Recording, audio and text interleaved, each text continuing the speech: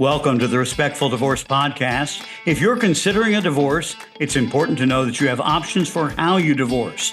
On the Respectful Divorce Podcast, we explore those options and provide advice from divorce professionals. I'm your host today, Tim Crouch, and we're talking with Anthony Diaz, a Florida collaborative divorce attorney. Anthony, thanks for joining us today. Hey, Tim, it's great to see you. Thank you. So, a simple question. Why divorce? Why family law? How did you get involved in this area of practice? Well, I'm going to try to keep this short, but I went through my own divorce a number of years ago. And although I'm known as the peacemaker, it was not a peaceful divorce. I was an attorney at the time. There was a lot of high emotion. It was so high that we had to do a mediation in separate rooms. So the divorce was finalized. And as I looked back on it, I saw so many opportunities to make different decisions, and I didn't.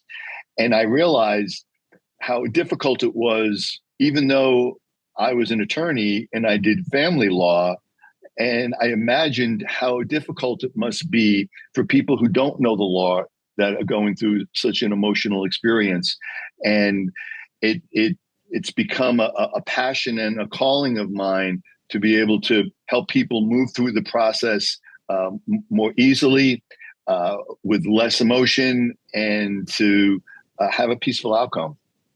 And so I would assume that's what sort of brought you to the idea of collaborative divorce. How'd you learn about collaborative divorce and become involved in the movement?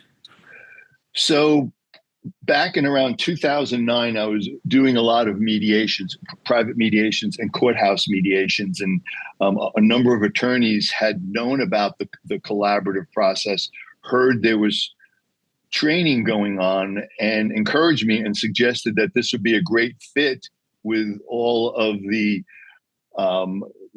mediations I'm doing. It's a nice crossover. I also have a personality that is looking for resolution in things, is always looking for a good outcome. And the collaborative process seemed like a great tool to use in addition from mediation to help people have out-of-court divorces. So what makes this process different from other ways of getting divorced? So being out of court process, it's different than your traditional litigation case, which goes to court and ultimately a judge makes the decision. The collaborative process is an out of court process, and it's where both spouses agree to not to go to court and to resolve this out of court, and to support them. A team is put together that include two collaboratively trained attorneys that are trained to work with a couple and not to be adversarial. You also have a financial neutral that takes care of all of the financial information, and you have a facilitator, usually a mental health professional, that helps with the parenting plan, which they do anyway, and to help keep the process moving. So that's very different from courthouse process. It's also different from mediation. A lot of people confuse mediation and the collaborative process. And while both of them are out of court resolutions, they are very different. Mediation can be with or without attorneys. And you have one facilitator that helps the spouses come to a resolution. Usually it's either part of an in-court process, or it's without attorneys. So the mediation process offers less support than the collaborative process. And that's the main difference. And that support takes on the form of advising the couple, but not telling the couple what to do, right? Exactly. Each of the professionals, the attorneys and the two neutral professionals, our advisors. Because basically our role is to help the couple develop options and to explore each of the options with them and see which ones fit. It's like going clothing shopping and you're trying on different clothes, and some look good and some don't. Some feel good, some don't. But you don't really know until you try the clothing on.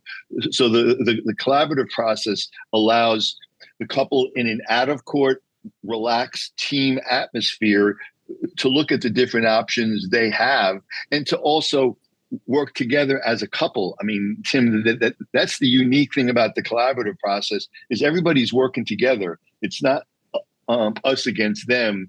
It's everybody working together on a common goal to have a resolution that works for both spouses. And then your role as an attorney in the collaborative process, how is that different from your role in other processes? Now, that's a great question. And it took me a while to understand what my role is as an attorney in the collaborative process. Usually when you think of attorney, you think of like a counselor at law, and they're advocating for you and they're advising you and helping, to help you understand what a good decision is.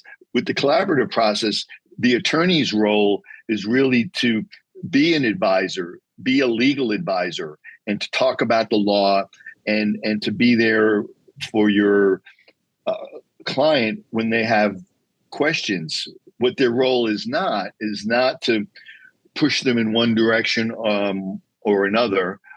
Their role is also to build a relationship with the other spouse. And that's a unique aspect of the collaborative process, because if my client's spouse gets what they need, then we're going to have a successful process. So anything I can do to support them and their goals and getting what they need and supporting my client and getting their goals met, they don't necessarily have to be at odds with each other. So, a good collaborative attorney is understands that the relationship with the other spouse is almost as important, as the relationship with your own client.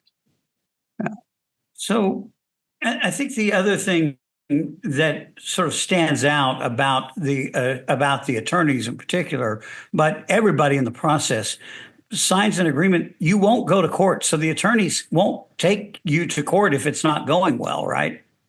Yeah. What the agreement is that the spouses have agreed to resolve this process out of court, and if either spouse or both spouses decide that they don't want to use the collaborative process anymore, then they are prohibited from using the same attorneys. They have to pretty much start all over with litigation attorneys, which is extra money. And the reason for that is that there is such transparency in the collaborative process in terms of exchanging information that many times one spouse or the other or both might obtain information during the collaborative case that may not be available during the litigation. So the attorneys now have this information and they really are conflicted out because that information now has to be subpoenaed or now you have to go through a process to get it. So the initial attorneys have to bow out and the spouses have to hire new litigation attorneys if they decide to opt out of the process. And that doesn't happen very often, does it? It doesn't. My last recap of the success rate of collaborative cases is around 90%. Anywhere from 85, 88, 90% of cases that are in the collaborative process stay in the collaborative process and settle, and that's an astonishing percentage when you look at 90% of the time, couples are able to work together to achieve an outcome with the right support. And I think that says volumes about the collaborative process. Yeah, and one of the things that I've sort of heard through the years is that at the end, the couple is much happier with their divorce settlement, and it's less likely to see ongoing litigation. Where in a litigated case, you may have other issues that just keep going back to the court all the time. Yeah, I mean, it's one of the main benefits of the collaborative process. Most of the time when you go to court, either the judge is going to make the decision, and usually one or both people are not happy with the decision. So guess what? They're going to look at over time to get back to court to right whatever they felt they were wronged, and the initial decision. With the collaborative process, this is an agreement that both of them came up with. It's their agreement. They crafted it. So, the likelihood of one or both of them not being happy with it is extremely low, because it was theirs to begin with, and they wouldn't have signed it if it wasn't advantageous for them. So going to court has that keeps it's like the gift that keeps on giving. It just keeps going and going. It's like the Energizer bunny. And I see that happen all the time because, very rarely are two people happy with an outcome that happens in court. And when that happens, it's just going to be ongoing. Yeah. So this is the Respectful Divorce Podcast, and we're doing this ahead of Divorce with Respect Week, which is March 3rd through 9th. What does it mean to divorce with respect? Yeah, well, it's I'm really glad that this concept and proclamation has really taken off, because it's an education, just like the collaborative processes, and to educate people that, divorce doesn't have to be a nasty process. Divorce may not be easy, but it doesn't have to be hard. And one of the ways to avoid it being hard is really treating the other spouse with respect. You married them, in the beginning, both of you had a dream. Both of you got married with the hope of, spending the rest of your life together. And although it didn't turn out that way, they're going through a tough time. You're going through a tough time. It's not an easy process. So if folks can understand the benefits of treating the other spouse with dignity and respect, one, it's going to make you feel better because you're going to be less angry. Two, it's going to positively affect the other spouse. They're not going to feel like they're being attacked. So both of you now are going to be going through the process. And when the process is over, you're not going to be angry as some people are because it was so emotional and they were either disrespectful or were disrespected. Both spouses can now move on with their life, coming from a dignified process, and they can, have a better life and, be now in a better position to make different choices in a relationship, coming from a positive experience from divorce as opposed to coming from a negative experience. And maybe they may not make good decisions in the future. So it really is a mindset for people. And if folks can remember that the other spouse is not your enemy, let's see how we can do this easily and with as least emotion as possible. And at the end of the day, everyone's going to feel better. Anthony Diaz, our guest on the Respectful Divorce Podcast. Anthony, if somebody would like to get in touch with you, what's the best way to reach you?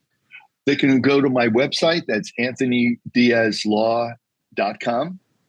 Or they can email me at anthony@anthonydiazlaw.com. And I'm always available by phone, area code 407-212-7807.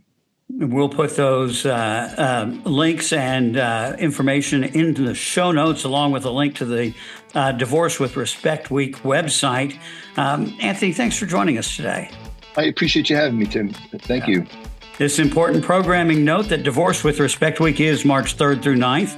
During Divorce with Respect Week, you can talk with lawyers, divorce coaches, and divorce financial experts for free to learn more about the divorce process and your options. Simply go to divorcewithrespectweek.com to find a professional near you. That's divorcewithrespectweek.com. This is Tim Crouch reminding you that collaborative divorce is a better way to untie the knot.